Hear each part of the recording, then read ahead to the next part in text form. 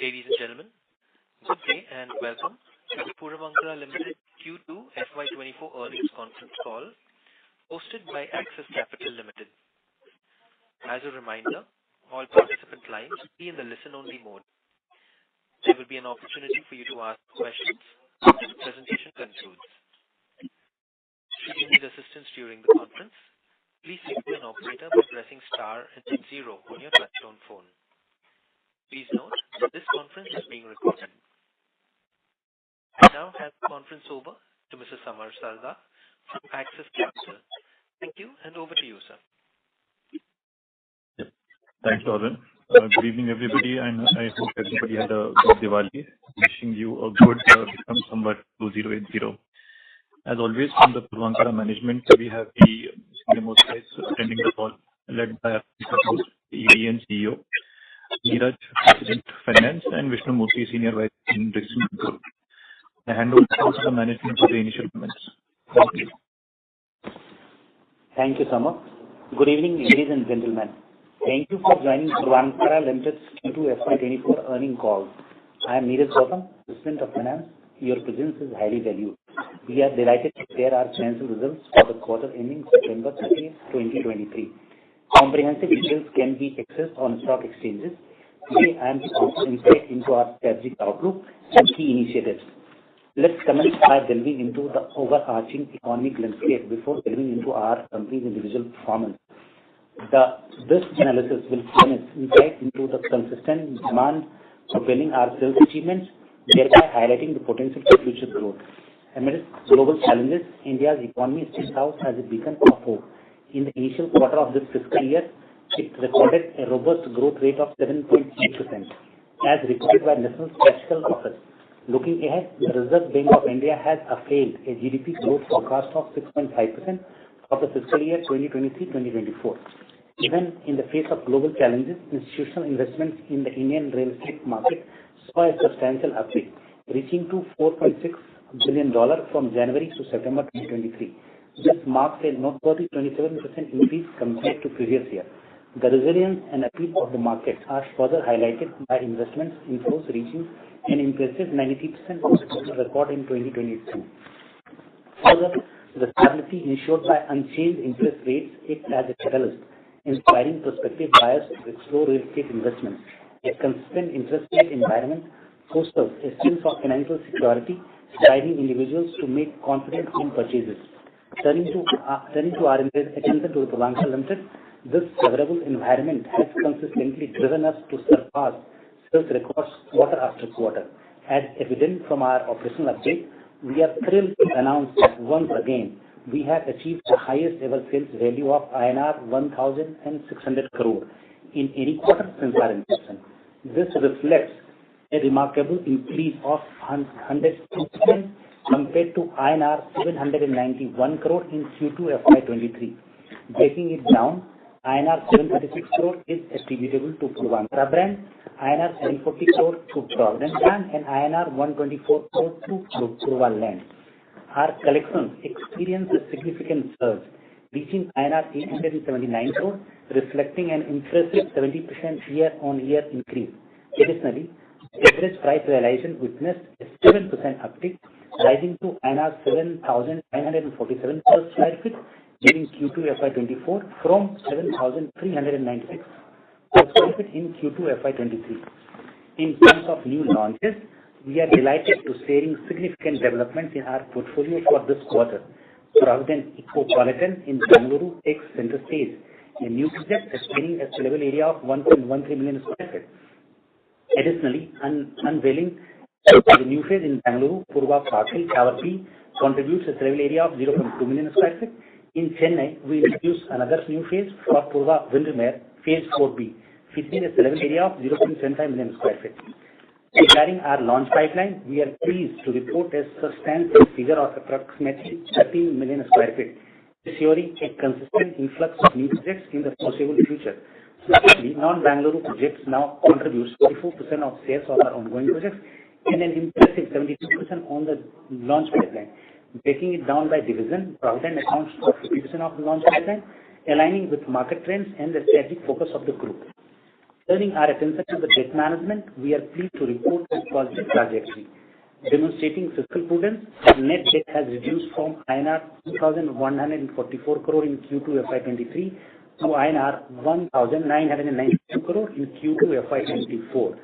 Significantly, a substantial decrease in the net debt to equity ratio from 1.10 to 1.01. Noteworthy is the decrease in net debt by INR 127 crores from the previous quarter. Equally significant is the decline in debt per square foot of building space, decreasing from 1,376 per square feet in Q2 FY23 to INR 886 per square feet in Q2 FY2024, underscoring our commitment to efficient capital utilization and fiscal responsibility. Emphasizing our strong financial planning, I want to highlight that of September 30, 2023, the outstanding receivables from our sold units stand at approximately INR 3,636 crore. This substantially amounts cover about 77% of the remaining costs needed to complete the inventory currently available for sale. This indicates that a significant portion of for the cost to finishing the remaining inventory has already been secured through receivables, establishing a robust foundation for meeting our financial commitments. Furthermore, our cash flow visibility is equally promising, with a projected amount of rupees 6,455 crore anticipated over the next 3 to 4 years. This underscores our robust financial planning and substantial cash reserve, positioning us as well as support our operations, projects and growth initiatives in the foreseeable future. In Q2 FY24, our revenue from projects grew by 54% year-on-year to INR 368 crore. The EBITDA for Q2 FY24 was INR 98 crore with a 26% EBITDA margin. Our PAT for Q2 was negative by 11 crores due to only 481 handovers of units during the quarter. We are targeting to hand over 2,500 units during H2 FY2024. In conclusion, it is crucial to emphasize that Puravankara is strategically poised to seize opportunities in the nationwide expansion of the real estate sector. The substantial interest generated by our robust launch pipeline has translated into exceptional sales performance, consistently breaking records since Q2 FY23. This success is attributed to our meticulous project selection, robust marketing strategies, personalized customer outreach, and an unwavering focus on delivering exceptional products. Significantly, the ongoing quarter aligns with the impactful festive season in India, historically associated with increased investment in real estate. As a developer, we have strategically devised attractive deals to incentivize property purchases, acknowledging the historical surge in house demand during the season. We are steadfast in our commitment to leveraging this opportune period. With that, I conclude my remarks. Thank you for attention. Now the floor is open for the questions you may have and suggestions you would like to give us. Thank you. Thank you very much. We will now begin the question and answer session. Anyone who wishes to ask a question, press star and 1 on the touchtone telephone. If you wish to remove yourself from the question queue, you may press star and 2. Participants are requested to use handsets while asking a question. Ladies and gentlemen, we will wait for a moment while the question queue assembles.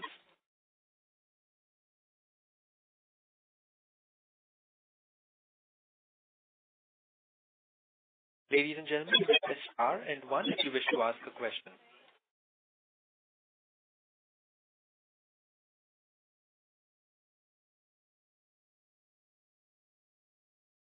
Participants who wish to ask questions, please press star and 1 at this time.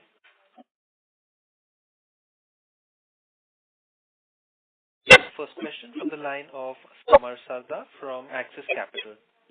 Please go ahead. Yeah, thanks. So, Neeraj, a couple of things if you would want to inform the participants. One, you made roughly 3.7 billion rupees in the first half, 377 odd crores after interest and tax. A lot of deliveries happening in the second half, like you mentioned, 25 units. How would the operating cash flow post your interest costs and other things tend to look like at the end of the fiscal? That's question number one. And from an absolute debt perspective, like we have a cost of roughly 2,600 crores. So given that you're also looking to deploy money for land, how would this 2,600 crore number move over the next quarters? I'll enter certain P&L, then the operating cash flow, and then the three things you have asked. During the quarter, as I mentioned in the opening remarks, we have handed over only 481 units. Thereby, the gross profit which came to P&L is only related to these 481 units. However, as against to this, we have sales and marketing cost for the quarter, as well the overhead has been charged to this gross profit, and thereby there is a loss for the quarter. However, for the second half year for the period, we are targeting to hand over about 2,500 units, and the corresponding gross profit will come to the P&L, and we are expecting that if the sales and marketing expenses and as well as the G&A will be kind of maintained the trend, and then the outcome will be positive. We are not giving any guidance. We are not quantifying the number. However, as in a broader math, against 481 kind of delivery, this kind of number we reporting. Next H2, I'm going to deliver or targeting to deliver 2,500 units, and thereby the fixed cost remains the same. The outcome will be different as far as the P&L is concerned. Coming to as far as cash flow is concerned, as is evident from the slide number 26 of our presentation, we have been posting the operating surplus the last few years by now. And if you look at operating inflow, also consistently we are increasing. On a half-yearly basis, we have collected 1,756 crore. That was our inflow, and this is by doing the sales of about 2,700 crore for the half-year period and the operating activity. If this trend continues, the cash flow and operating inflow will grow furthermore, commensurate with the number of sales growth will happen in the next 6 months, as well as the construction activity, and the delivery happens during the second half of the period. So commensurate the cash flow operating inflow will increase for the next half year of the period. Coming to the third question which you asked about the debt, the gross debt was 2,660 crore. However, as against this, my debt was, the first time my net debt was less than 2,000 crore. My net debt at the end of the financial year was 1,900, end of the quarter was 1,992 crore only. This is because we have a cash and cash equivalent lying in my bank account is about 624 crore. This cash and cash equivalent is lying in different project RERA account and other accounts, which due to certain RERA regulation and debt-related requirement, the money is available. However, I am not repaying or not using it, but the liquidity is there, the overall liquidity is there in the business. Coming to the debt level is concerned, our next our repayment is slated about 400 odd crore is slated for by the end of the next financial year. That the repayment will automatically happen due to the schedule. Plus, by SI also some reduction will happen. However, as we mentioned that we are on a growth trajectory and we will be acquiring land parcel, and thereby there will be some increase in debt as well as the drawdown of the construction finance. However, our endeavor will be maintaining the debt as at this level, at least by the end of this financial year. Thanks. And something about the launches, last year also we had a big guidance on launches. Most of the launches in this year again are skewed only in the second half. What is the likelihood that the 13 odd million square feet which is planned in the second half might be spilled over to next year? And which are the really big launches which are slated during this year, like this gives to the sales further from the 1,600 crores already done in the quarter? So Samar, Abhishek here. Hi. If you see the slide, which is slide 20 on the launch pipeline, we have kind of given an indication of what the timelines are looking like. Most of these projects are in very advanced stages of either RERA and submitted for RERA and awaiting approval in RERA, or in advanced stages of approval. So we are expecting that almost these are about total of 15 odd projects, and of the 15 projects, at least 12 to 13 projects definitely will go to the market by March. That's the target that we are definitely working towards. Having said that, the point you made on, what can be expected in terms of sales trajectory, given the fact that we have all of the earlier launches have gone into sustenance and the new launches add to the impetus of sales, we expect that this momentum will continue in the coming 2 quarters of the second half of the year. And largely on account of approvals is where it is, and from the beginning we have been saying that in the third and the fourth quarter we'll do a lot more launches. I think we are pretty much on track as far as the launches are concerned, and obviously we are working on other assets as well for the next financial year. Great. All the best for the second half as well. Thank you, Samar. Thank you. Thank you. Participants, you may press star and 1 if you wish to ask a question. We have the next question from the line of Samar Sapre from Wealth Tree Advisors. Please go ahead. Good evening, sir, and congratulations on your set of numbers. This is just regards to our debt. I believe we are having some 2,000 crores on books, and if you can just share how would be the trajectory going forward, and especially seeing that we have a good collections and sales trajectory. So would you see that this would be sustaining it for next couple of years, seeing that real estate market is on very strong footing? So let me just break this down for you on an overall debt basis. If you see, this is slide 31 of the debt composition.